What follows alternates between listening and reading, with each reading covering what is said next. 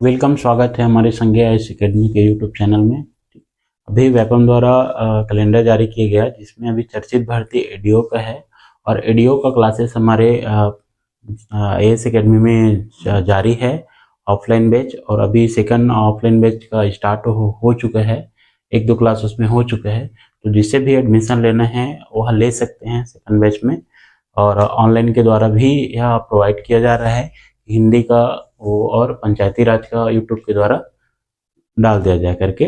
तो अभी मैं बताने वाला हूँ हिंदी के बारे में। हिंदी एक ऐसा सब्जेक्ट है जो व्यापम हो या पीएससी, टेट हो या टीचर भर्ती, कहीं भी कोई भी एग्जाम रहे, सब में 5 से 10 नंबर के क्वेश्चन आ ही जाते हैं।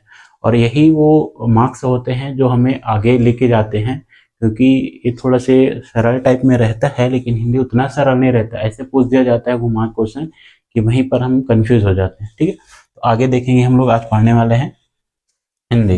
ठीक, हिंदी को एकदम जीरो लेवल से देखेंगे ताकि यह जो वीडियो है वो सबके लिए लाभप्रद हो, चाहे वो स्कूल के बच्चे हो या फिर जो एग्जाम की तैयारी कर रहे हैं उनके लिए। ठीक है, अभी हम लोग देखेंगे हिंदी, और हिंदी में देखेंगे वर्णमाला। ठीक है, एकदम जीरो लेवल से वर्णमाला। ठीक है, वर्णमाला अगर एडीओ की फर्स्ट यूनिट देखें हिंदी में, तो उसमें वर्ण विचार है, और वर्ण विचार के अंतर्गत आता है स्वर, व्यंजन, संधि।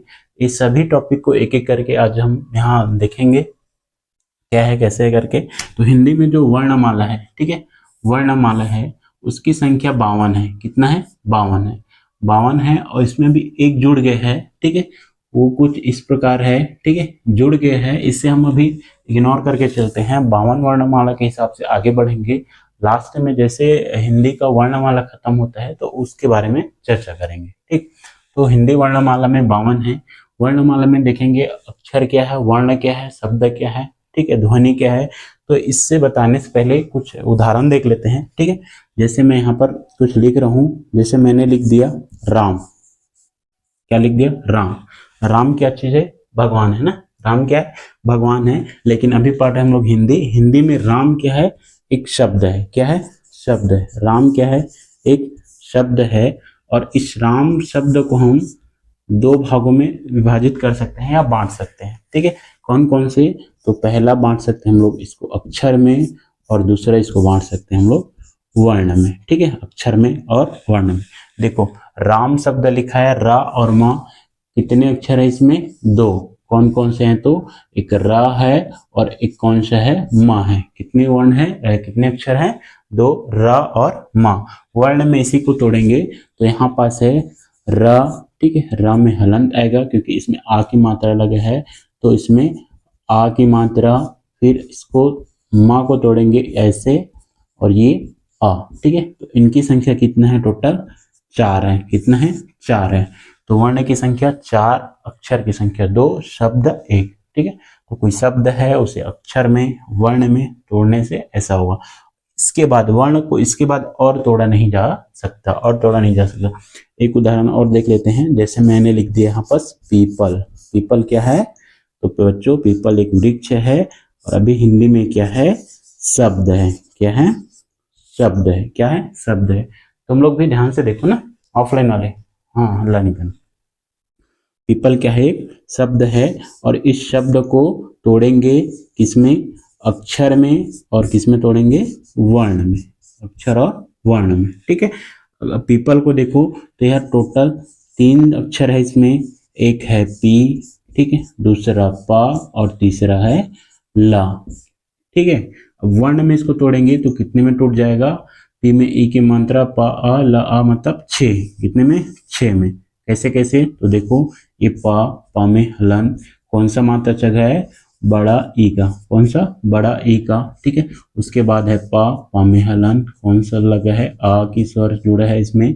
ला, तो ला में कौन सा स्वर जुड़ा है? छोटा आ का। ठीक है, तो इस प्रकार पीपल एक शब्द है जिसे अक्षर में तोड़े तो 3 अक्षर है इसमें, वर्ण में तोड़ेंगे तो 6 है। ठीक है, तो इस प्रकार एक शब्द, अक्षर, वर्ण, वर्ण से मिलकर अक्षर बना, अक्षर से मिलकर शब्द बना, और शब्द से क्या बनता है? वाक्य बनता है। बनता है वाक्य बनते हैं। ठीक, तो वर्णमाला, वर्णमाला किसे कहेंगे? अगर वर्णमाला को देखा जाए तो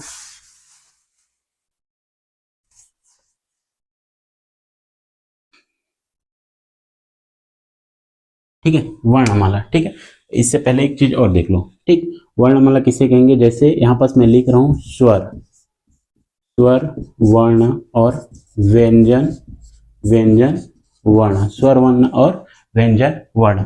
इसमें देखोगे स्वर वर्ण में आ जाता है आ, ई, ऐसे करके आगे बढ़ता रहता है। व्यंजन वर्ण में देखोगे का, ख, ग, घ, ऐसे करके ये बढ़ेगा। इसी में आता है प्लुत वर्ण। कौन सा? प्लुत वर्ण। प्लुत वर्ण में आ जाता है पलाष्ट का छ, त्र, ज्ञ और एक श्र। ठीक है, तो देखो ये कैसा है, क्रमिक रूप से, क्रम रूप में आ के बाद बड़ा आ है, आ उसके बाद ई, फिर ई। हम आ के बाद ई नहीं पढ़ते, आ पढ़ते हैं। ठीक है, उसी पर का के बाद ख, ग, घ ऐसा है। का के बाद हम डायरेक्ट ग में नहीं जाते। ऐसी प्रकार के ये है। ये कैसा है, एक व्यवस्थित रूप से या क्रमिक रूप से। कैसा है? व्यवस्थित या क्रमिक रूप से। ठीक है, तो वर्ण की परिभाषा हम कैसे लिख सकते हैं?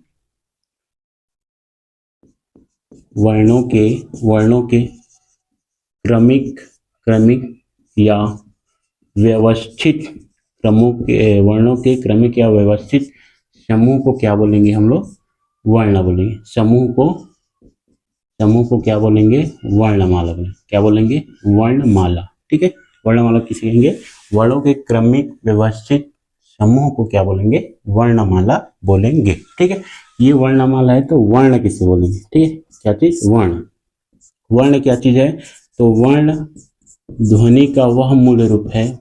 वर्ण ध्वनि का वह मूल रूप है, मूल रूप है जिसे और विभाजित नहीं किया जा सकता, जिसे और विभाजित नहीं किया जा सकता। ठीक है, इसे हम क्या कर सकते हैं? इसे हम सुन सकते हैं। इसे हम सुन सकते हैं। क्या कर सकते हैं? सुन सकते हैं। यह भाषा की सबसे छोटी इकाई है। यह भाषा की सबसे छोटी इकाई है। सबसे छोटी इकाई है। इसे हम देख सकते हैं, सुन सकते हैं, और यह भाषा की सबसे छोटी इकाई है। ठीक है, तो वर्ण ध्वनि का वह मूल रूप है जिससे और विभाजित नहीं किया जा सकता, और इसे हम सुन सकते हैं, देख सकते हैं। यह भाषा की सबसे छोटी इकाई है। ठीक है, और विभाजित नहीं किया जा सकता। जैसे मैंने राम को वर्ण में विभाजित किया था। कैसे? र में हलन प्लस आ, ठीक है, प्लस मा था, उसके बाद आ था। ठीक है, अब ये विभाजित होने के बाद इसे और विभाजित नहीं कर सकते। और जो मैं बोल रहा हूं यही क्या है? वो उसका ध्वनि है। क्या है? ध्वनि। इसमें लिखा हूं वो वर्ण हो गया। ठीक है, लिखा हूं वर्ण, और जो मेरे द्वारा बोला जा रहा है या मैं कुछ सुन रहा हूँ वो किसके माध्यम से हो रहा है? वो ध्वनि के माध्यम। ठीक है, तो वह ध्वनि है, वर्ण है, और ये वर्णमाला। ठीक, अक्षर किससे बोलेंगे? तो अक्षर बोलेंगे दो वर्णों के दो या दो से अधिक वर्णों के समूह को क्या बोलेंगे? अक्षर बोलेंगे। दो से अधिक वर्णों के मेल से क्या बनेगा? अक्षर बनेगा। क्या बनेगा? अक्षर बनेगा। और दो या दो से अधिक अक्षर के मेल से क्या बनेगा? शब्द बनेगा। और शब्द से क्या बनेगा? वाक्य बनेगा। तो इस प्रकार ये एक दूसरे के चैन से जुड़े हुए हैं। ठीक, आगे देखते हैं वर्णमाला को। ठीक है, आगे देखते हैं वर्णमाला को। तो वर्णमाला की संख्या 52 बता चुका हूँ।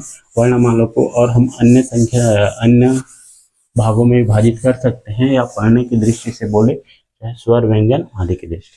ठीक, तो इसे कितने भाग में बांट सकते हैं? 4 भाग में। ठीक है, कौन कौन से 4 भाग में सर? तो ये स्वर, उसके बाद ये व्यंजन के रूप में। ठीक है, फिर इसको और बांट सकते हैं आयोग वाह में। इसमें आयोग वाह में। उसके बाद इसे बांट सकते हैं संयुक्त वर्ण में। आयोग वाह, व्यंजन और स्वर। ठीक है, और संयुक्त वर्ण में। किसमें? संयुक्त वर्ण, सॉरी, संयुक्त वर्ण तो है, लेकिन संयुक्त व्यंजन वर्ण। कौन सा है? संयुक्त व्यंजन वर्ण। ठीक है, तो स्वरों की संख्या कितनी है बोलेगा तो स्वरों की संख्या टोटल कितनी है? 11 है सर। कितनी है? 11 है। ये मूल स्वर है। क्या है? मूल स्वर की संख्या बोलेगा तो 11 है। अगर बोल दिया पारंपरिक पारंपरिक स्वर, तो सर पारंपरिक स्वर की संख्या कितनी है? 13 है। लेकिन मूल स्वर की संख्या पूछ दिया तो 11 है। ठीक है। व्यंजन की संख्या बोलेगा तो व्यंजनों को हम लोग दो भाग में और बांट सकते हैं। एक को बोलते हैं मूल व्यंजन, क्या बोलेंगे? मूल व्यंजन, और दूसरे को बोलते हैं द्विगुण व्यंजन। क्या? द्विगुण व्यंजन। क्या बोलते हैं? द्विगुण व्यंजन। यहाँ पास देखोगे, यहाँ पास देखो तो व्यंजनों की संख्या कितनी है? 35 है। कितनी है? व्यंजनों की संख्या कितनी है? 35 है। स्वर की संख्या कितनी है? 11 है। लेकिन यहाँ पास मूल व्यंजन, ठीक है, मैं दो भाग में बांटा हूँ। ये मूल व्यंजन की संख्या बोलेगा तो ये कितना है? 33 है। और द्विगुण व्यंजन की संख्या बोलेगा तो ये कितना है? 2 है। 33 और 2 कितना हो जाएगा? 35, और ये 11। ठीक है। अगर बोल दे वर्णमाला में, ठीक है, मूल वर्ण की संख्या, क्या बोल दे? मूल वर्ण की संख्या, मूल वर्ण की संख्या बोल दे तो बताना सर 44 है। क्या चीज है? 44 है। 11 मूल स्वर और 33 मूल व्यंजन। 11 33 कितना हो जाएगा? 44। तो मूल वर्ण वर्णमाला में मूल वर्ण कितने बोलेगा तो 44 है। 11 और 33, 11 और 33। ठीक है। द्विगुण व्यंजन 2 है। अयोग वह देखोगे, अयोग वह देखोगे तो इसका भी संख्या कितना है? 2 है। कितना है? 2 है। और संयुक्त व्यंजन देखोगे तो इसका संख्या कितना है? 4 है। एक एक करके देख लेते हैं। ठीक है। स्वर की संख्या 11 बताया, उसमें आ, ई, उ और उ। ठीक है। उसके बाद आता है ऋषि, ए, ओ और ये अ। ये क्या है? मूल स्वर है। क्या है? मूल स्वर है या स्वर है। आ, ई, उ, ऋषि, ए, ओ और अ। गिनोगे तो 1 2 3 4 5 6, 6 5 11, 6 5 11। मूल व्यंजन 33 है। इसे अलग अलग भागों में बांटे हैं। जैसे एक को बोलते हैं स्पर्श व्यंजन। क्या बोलेंगे? स्पर्श व्यंजन। स्पर्श व्यंजन को अलग अलग वर्ग में बांटे हैं। इसकी संख्या कितना है? 25 है। कितना है? 25। उसके बाद आता है अंतःस्थ व्यंजन। अंतःस्थ व्यंजन, अंतःस्थ व्यंजन की संख्या 4 है। उसके बाद आता है संघर्षी व्यंजन। कौन सा? संघर्षी, या फिर इसी को बोलते हैं ऊष्म व्यंजन। क्या बोलते हैं? ऊष्म व्यंजन। इसकी भी संख्या 4 है। 25 4 29, 29 4 33, 35 4। ठीक है। और द्विगुण व्यंजन कौन कौन से हैं? 2 तो है। कौन कौन से हैं? ढ और ये ढ। ठीक है। ये हो गया। अयोग वह, क्या चीज? अयोग वह। अयोग वह की संख्या 2 है। इसमें आएगा आपका क्या आएगा? और एक आता है आहा। ठीक है। को बोला जाता है अनुस्वर। क्या बोला जाता है? अनुस्वर। और इसको बोला जाता है विसर्ग। क्या कहते हैं? विसर्ग कहते हैं। ठीक। संयुक्त व्यंजन, संयुक्त व्यंजन की संख्या कितना बताया मैं? 4 बताया। 4 कौन कौन से है? तो लास्ट का 4 छ, ज्ञा और एक आता है श्र। कितना? श्र। ठीक है। तो इधर देखो 4 और 2 6, 6 और 35 ऐसे करके 13 और 11 ये सब भी मिला के कितना वर्ण हो जाएगा? 52 वर्ण। और एक वर्ण जो जोड़ा गया है उसे लास्ट में देखेंगे। ठीक है। तो वर्णमाला को इस प्रकार हम लोग पढ़ने की दृष्टि से या जो भी समझो उसके हिसाब से इसे बांट सकते हैं। ठीक। आगे देखेंगे एक एक को, स्वर को, व्यंजन, अयोगवाद, एक एक करके सभी को देखते हैं। ठीक है। तुम लोग को स्क्रीनशॉट लेना है तो ले।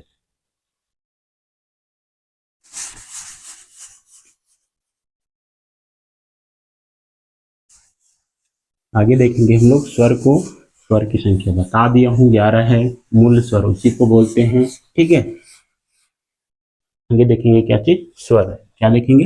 स्वर देखेंगे। स्वर और स्वरों की संख्या बताया मैं 11। क्या बताया? 11 बताया। ठीक है। तो स्वर किसे बोलेंगे? ठीक है। स्वर किसे बोलेंगे?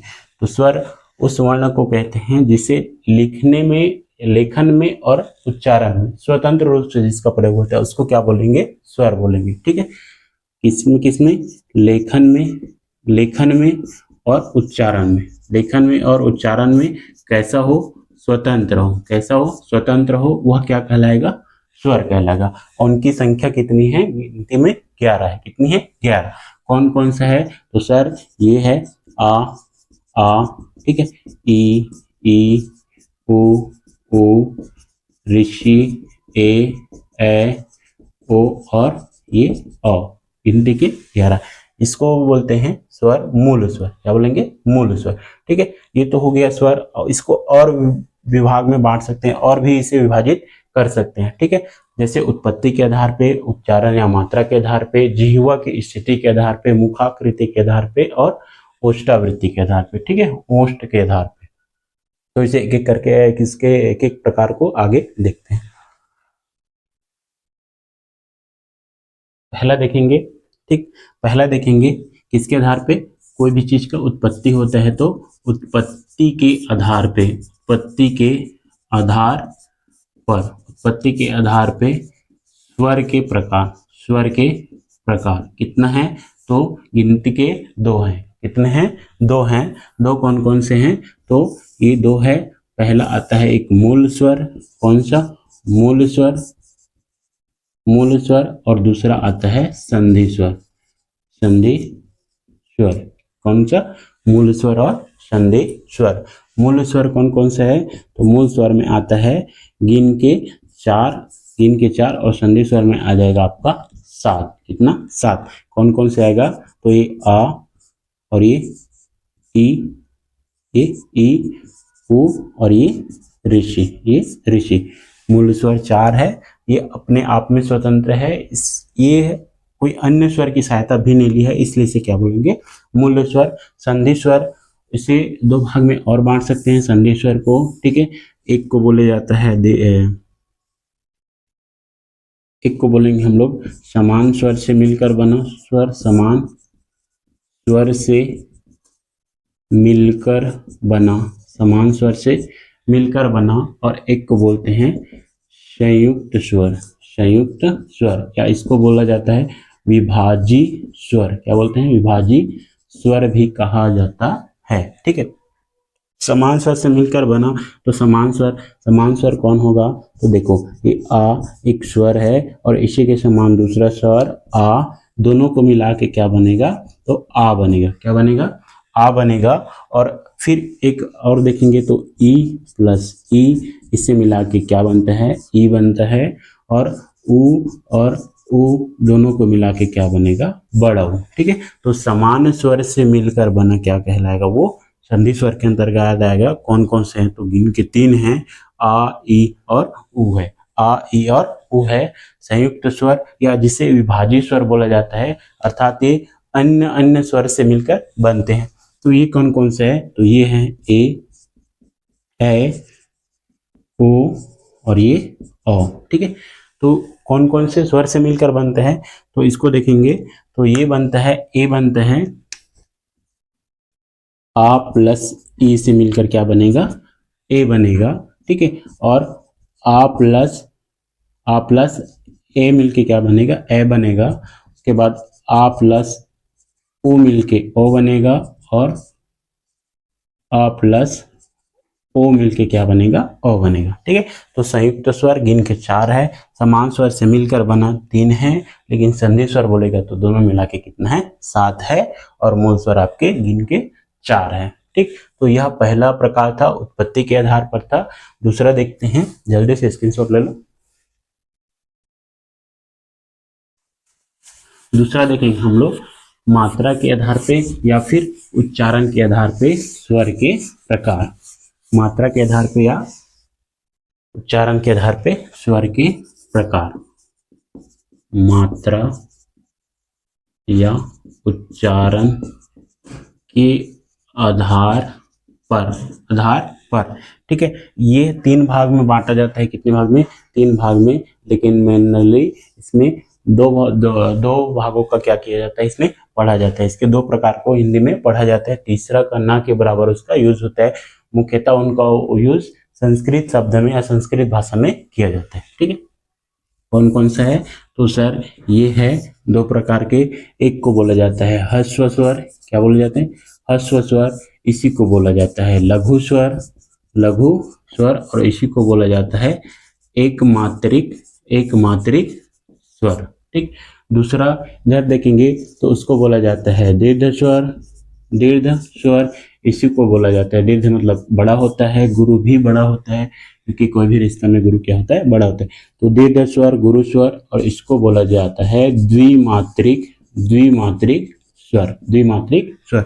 सर इसकी परिभाषा कैसे लेंगे, तो वह स्वर जिसके उच्चारण में एक मात्रा का समय लगता है ह्रस्व स्वर कहलाता है, और यहाँ गिन के 4 हैं। कौन कौन से? तो आ, ई, उ और ये ऋषि, ये ऋषि 4।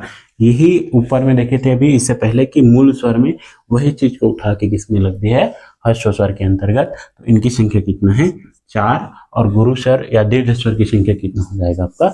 7। कितना हो जाएगा? 7। दीर्घ स्वर किसे कहेंगे? तो ह्रस्व स्वर से 2 गुना समय लगे या फिर वह स्वर जिसके उच्चारण में हमें 2 मात्रा का समय लगे या टाइम लगे, उसे क्या बोलेंगे? दीर्घ स्वर, गुरु स्वर या द्विमात्रिक स्वर। कौन कौन सा है? तो इसमें आएगा आ, ई, उ, ए, ओ और ए, औ। 1 2 3 4 5 6 7। कितना हो गया? 7 दीर्घ स्वर आ, ई, उ, ए, औ और औ। ठीक है, कितना है? 7 ह्रस्व स्वर, लघु स्वर, एकमात्रिक स्वर 4 आ, ई, उ, ऋषि। ठीक है, तो किसको किसको बोलते हैं? हम बता दिया कि 1 मात्रा का समय लगे उसे लघु स्वर बोलेंगे, 2 मात्रा का स्वर लगे उसे दीर्घ स्वर बोलेंगे, या ह्रस्व स्वर से 2 गुना समय लगे उसे दीर्घ स्वर कहेंगे। ठीक है सर, यहाँ तो 7 हो गया, यहाँ पर 4 7 4 11 हो गया, तो अन्य स्वर कौन से है? ठीक है, तो अन्य स्वर जिसे मेनली संस्कृत में यूज किया जाता है वह है, उसको बोला जाता है तीसरा, उसको बोला जाता है प्लुत स्वर। क्या बोला जाता है? प्लुत स्वर। क्या बोलेंगे उसको? प्लुत स्वर। इसका इससे कैसे डिफाइन करेंगे? ठीक है, तो यह तीसरा है और प्लुत स्वर है, या इसे त्रिमात्रिक स्वर भी कहा जाता है। ठीक है, तो ह्रस्व स्वर से 3 गुना समय लगे, ठीक है, जिसके उच्चारण में ह्रस्व स्वर से 3 गुना समय लगे या 3 मात्रा का समय लगे, उसे क्या बोलेंगे? प्लुत स्वर। क्या बोलेंगे? प्लुत स्वर। जैसे कि मैं किसी का नाम को लेके पुकारते हैं, जैसे राम को पुकारना है और दूर में है, उसे सुनाई पड़े, तो कैसे? राम करके नहीं बोलेंगे, राम ऐसे करके एक लंबी आवाज में बोलते हैं। ठीक है, तो राम को जैसे हम लोग बोलेंगे और उसके बीच में जो स्वर उत्पन्न होगा, ठीक है, जो समय लगेगा उसको बोलने में, ठीक है, उसी को क्या बोलेंगे हम लोग? प्लुत स्वर। और उसका सिंबल कौन सा? ये वाला। ठीक है, जैसे हम लोग ओम का उच्चारण करते हैं, ठीक है, किसका? ओम का। तो ओम ऐसे करके लंबा समय ले जाता है, ठीक है, तो उसी को क्या बोलेंगे? प्लुत स्वर। क्या बोलेंगे? प्लुत स्वर। ठीक है, एक बार रिवीजन कर लेते हैं। मात्रा या उच्चारण के आधार पे कितना है? 2 या 3 ह्रस्व स्वर, लघु स्वर, एकमात्रिक स्वर, इसकी संख्या 4 है। दीर्घ स्वर, गुरु स्वर, द्विमात्रिक स्वर, इसकी संख्या 7 है। ठीक है, आ, ई, उ, ऋषि लघु ह्रस्व स्वर है, आ, ई, उ, ए, ओ, औ। एक क्या है? दीर्घ स्वर है। प्लुत स्वर में बता दिया। ठीक है, जिसके बोलने में या उच्चारण करने में बहुत टाइम लगे या 3 मात्रा का समय लगे, उसे क्या बोलेंगे हम लोग? प्लुत स्वर। जल्दी से स्क्रीनशॉट ले।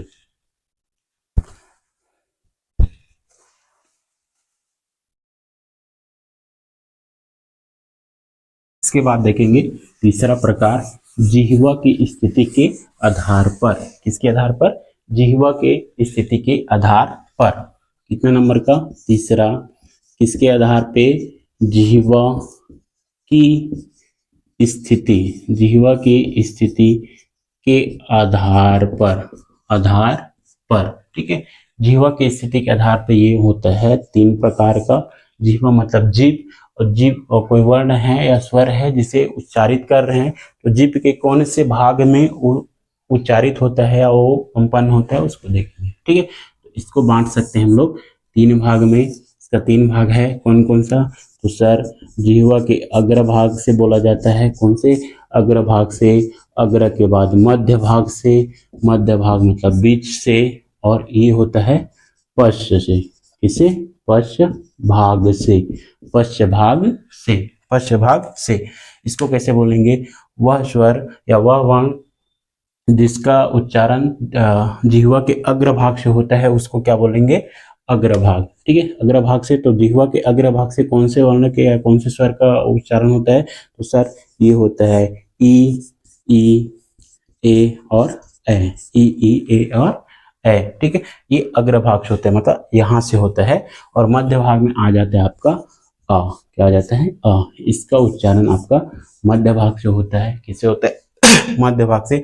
या फिर बोले तो जिह्वा जो समान अवस्था में बना रहता है, बीच से होता है अ, और जब इसे बोला जाएगा तो जिह्वा के जो अग्र भाग है वह क्या होगा? ऊपर उठेगा। और पश्चिम भाग में इसमें जो है उसको निकाल के, जो नहीं है उसको वहां लिख देंगे। ई, ए, अ है, तो इसमें नहीं है, एक अ नहीं है, ठीक है। ई हो गया है तो ऊ, ठीक है। ऋषि री नहीं आता इसमें, तो कौन आएगा, ए हो गया, ओ और ये अ, ठीक है। 3 और 2 5, 6, 6 4 10, ठीक है। सर ऋषिक री क्यों नहीं आया, ठीक है। तो ऋषिक री अभी बताता हूँ, ठीक है। तो जिह्वा की स्थिति के आधार पे 3 है, हम लोग देख लिए, अग्रभाग, मध्य भाग और पश्च भाग। कौन कौन सा आता है, तो ई, बड़ा ई, ए और बड़ा ए, ठीक। मध्य भाग में देखोगे तो आ, ठीक है। सबसे पहले कहीं भी एग्जाम में आ गया तो मध्य भाग में क्या आएगा, आ, इसको रख लेना। अ के बाद अब आता है ई ए, ठीक है। ऋषि नहीं आता, लाइन से है आ के बाद बड़ा आ भूल जाना, ई ए ऋषिक री नहीं आता, ठीक। उसके बाद पश्च भाग में आओगे तो जो आ का बड़ा वाला है तो आ, उ ए और, ठीक है।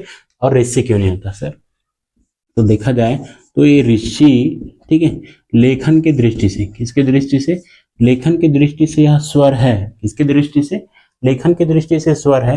लेकिन अगर हमको ऋषि को उच्चारण करेंगे, क्या करेंगे, उच्चारण करेंगे, तो इसके साथ साथ जो एक व्यंजन है री, ठीक है, री, तो ऋषि, जैसे मैं ऋषि लिखा तो ऋषि ऐसा लिखूंगा, ठीक है। लेकिन इसका उच्चारण कर रहा हूं तो इसका भी उच्चारण हो रहा है ऋषि, ठीक है। तो ऋषि को वर्णमाला में ऋषि वह है जिससे स्वर भी कहा जाता है और व्यंजन भी कहा जाता है, तो इसको ध्यान रखना, ठीक है, क्योंकि इससे भी क्वेश्चन आ चुका है। जिह्वा की स्थिति के आधार पे हो गया। अब चौथा देखेंगे हम लोग, चौथा देखेंगे मुखाकृति के आधार पर। मुखाकृति के आधार पर अगर स्वर को बांटेंगे तो 4 भाग में बटेगा, कितने भाग में बटेगा, 4 भाग में। देख लेते हैं चौथा, मुखाकृति, मुखाकृति के आधार पर, के आधार पर, ठीक है, उसके आधार पे बांटेंगे तो प्रमुख रूप से इसे 4 भाग में बांट सकते हैं। कौन कौन से, तो पहला आएगा आपका संवृत स्वर, कौन सा, संवृत स्वर। दूसरा आएगा अर्ध संवृत स्वर, अर्ध संवृत स्वर। तीसरा आएगा आपका विवृत स्वर, विवृत स्वर, ठीक है। और चौथा आएगा आपका अर्ध विवृत स्वर, अर्ध विवृत स्वर, अर्ध विवृत स्वर, ठीक है। इसको संवृत, संवृत को बोला जाता है बंद, मतलब ये संवृत स्वर को बोलेंगे तो हमारा मुख कैसा हो जाएगा, बंद रहता है, कैसा रहता है, बंद रहता है। अर्ध संवृत में क्या रहेगा, आधा बंद रहेगा, क्या रहेगा, आधा बंद रहेगा। विवृत स्वर में पूर्ण रूप से खुला हो जाएगा, क्या हो जाएगा, खुला हो जाएगा। और इसमें क्या हो जाएगा, अर्ध विवृत में आधा खुला रहेगा, क्या होगा, आधा खुला रहेगा, क्या होगा, आधा खुला रहेगा, ठीक है।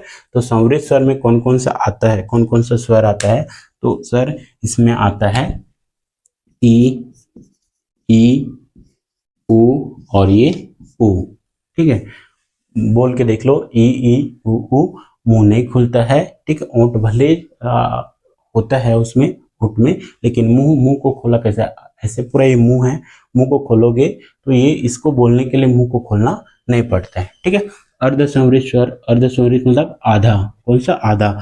और विवृत स्वर मतलब खुला, ठीक है। तो इसको पहले देख लेते हैं, ठीक है। खुला, जैसे आप बोलोगे आ करके बोलोगे तो पूरा मुंह खुल जाता है। जैसे डॉक्टर लोग बोलते हैं ना, जैसे दांत वांत चेक करना है, उस गला में कुछ हो गया तो टायर से मार के बोलते हैं आ करो, आ करके, तो आ करके पूरा खोल देते हैं। तो विवृत स्वर कौन सा है, आ है, कौन सा है, आ है, कौन सा है, आ है, ठीक है। अर्ध संवृत स्वर आधा बंद वाला, कौन सा स्थिति वाला, आधा बंद वाला। उससे पहले हम लोग देख लेते हैं अर्ध विवृत स्वर आधा खुला वाला, कौन सा, आधा खुला वाला। कौन कौन सा आ जाएगा, तो ये आ जाएगा आ, ठीक है, ए और आ जाएगा औ, ठीक है, कौन सा, औ, ठीक है। अब जो जो इसमें आ गया है उसे छोड़कर जो नहीं आए हैं उसे अर्ध संवृत स्वर में रख देते हैं। तो कौन कौन सा होगा, कौन कौन सा होगा, तो आ हो गया है, ई उ भी हो गया है, बज गया है ए, और ये हो गया है ओ, ठीक है। तो ए और ओ कौन सा है, अर्ध संवृत स्वर। संवृत स्वर में ई उ है, विवृत स्वर खुला में आ है, इसको तो कोई नहीं भूलेंगे, मेरे को पता है।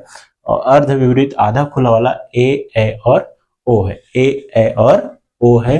तो ये मुखाकृति के आधार पर था, कितने भाग में बांटे थे, 4 भाग में। संवृत स्वर, अर्ध संवृत, विवृत और अर्धविवृत। ठीक है, बंद, आधा खुला, बंद, आधा बंद, खुला और आधा खुला। ठीक, नेक्स्ट अस्वर का प्रकार आएगा पांचवा, उसे बोला जाता है ओष्ठवृत्ति के आधार पे, अर्थात ओठ के आधार पर जब हम वर्ण की उच्चारण, स्वर वर्ण की उच्चारण करेंगे तो हमारा ओठ का जो स्थिति है या आकृति है वह कैसा होता है, इसके आधार पे देखेंगे।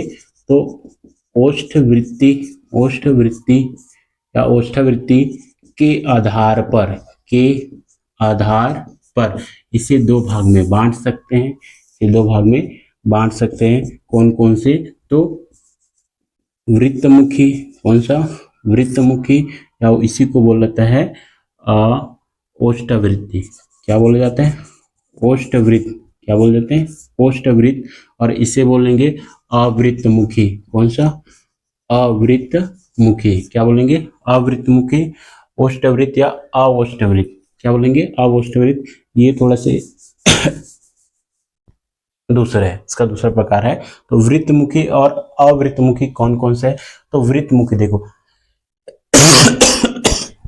जिस वर्ण के बोलने पर हमारा ओठ गोल हो जाएगा, वृत्त के समान हो जाएगा, वो वृत्तमुखी में आएगा। और जो नहीं इसमें रहेगा, जो इसमें नहीं रहेगा, वो किस में आ जाएगा? अवृत्तमुखी। ठीक है, तो बोल के देखना ऊ करके, तो इस जो सामने वाला मुख ओठ का जो है वो गोल हो जाएगा। ठीक है, उसके बाद ऊ, उसके बाद आता है ओ भी बोलेंगे तो भी, और अ भी बोलेंगे तो भी क्या हो जाएगा? वृत्तमुखी। हमारा ओठ का आकृति कैसा हो जाएगा? गोल हो जाएगा। तो उसको क्या बोलेंगे हम लोग? वृत्तमुखी। क्या बोलेंगे? वृत्तमुखी। अवृत्तमुखी, अब जो इसमें नहीं है उसे किसमें डाल दो? इसमें डाल दो। तो सर कौन कौन सा नहीं है? तो आ ई, ठीक है, उ है, उसके बाद ए ओ है। ठीक है, 2 4 6, 6 4 10, 6 4 10, चाहो तो इसी को इसी में मिला सकते हो। ठीक है, तो ओष्ठवृत्ति के आधार पे दो है, वृत्तमुखी और अवृत्तमुखी।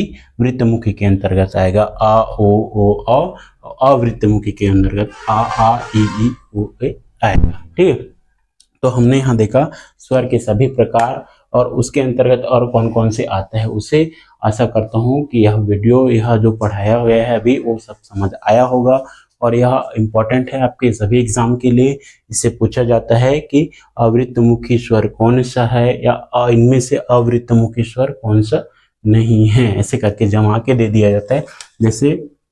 जैसे बोल दिया जाएगा, ठीक है, कि वृत्तमुखी स्वर नहीं है।